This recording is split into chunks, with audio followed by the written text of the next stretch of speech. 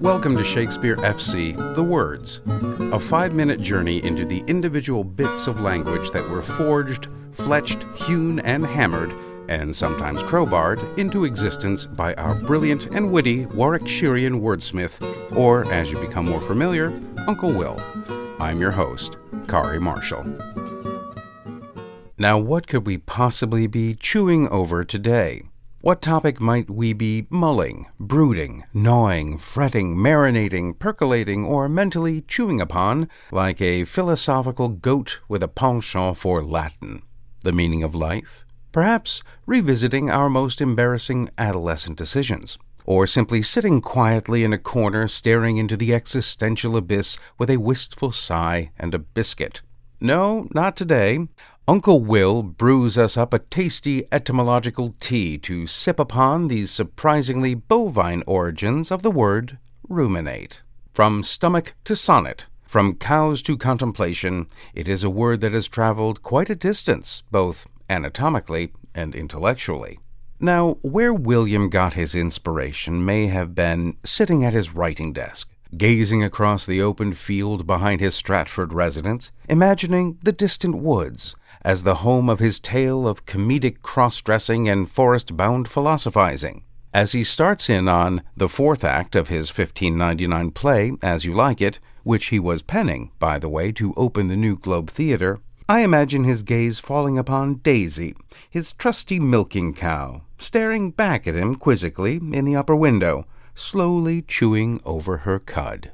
As Uncle Will approached his 4th act, we come across Jacques once again, the forest-dwelling scholar with a Ph.D. in pessimism and a master's in melancholy, who is in the process of explaining his disposition to Rosalind, who is still disguised as Ganymede.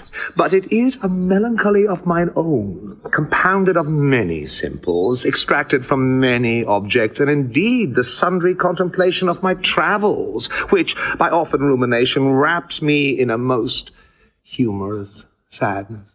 The word rumination comes from the Latin verb ruminare, meaning to chew the cud, which itself is derived from rumen, the first stomach of a cow's digestive system. So it originally described the literal action of regurgitating partially digested food to re-chew it to aid digestion.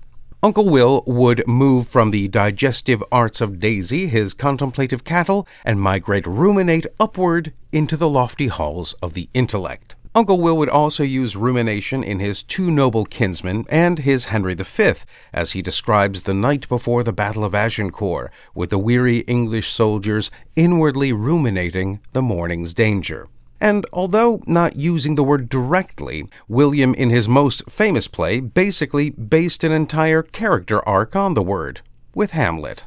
But perhaps my favorite use of William's was in his Sonnet 64, when our somewhat melancholy uncle spoke of time and decay. So, if you will indulge me. When I have seen by time's fell hand defaced the rich proud cost of outworn buried age, when sometime lofty towers I see down raised, and brass eternal slave to mortal rage, when I have seen the hungry ocean gain advantage on the kingdom of the shore, and the firm soil win of the watery main increasing store with loss, and loss with store, when I have seen such interchange of state, or state itself confounded to decay, ruin hath taught me thus to ruminate, that time will come and take my love away. This thought is as a death which cannot choose but weep to have that which it fears to lose. Beautiful and rather sad, but I wouldn't think about it too much. You'll only get depressed. Or, as my friend Ron always says, don't let it eat your lunch. Well, alas and alack, my friends, that is all we have time for. Join us again next time for another hopefully informative journey into the mind of Uncle William. I'm Kari Marshall. Farewell until next time. Shakespeare Full Circle is a production of WGTE Public Media and is sponsored in part by the generous support of the Cowie Family Charitable Trust and Michelle and Kelvin McElwain. All previous episodes are available at wgte.org/sfc and wherever you get your podcasts.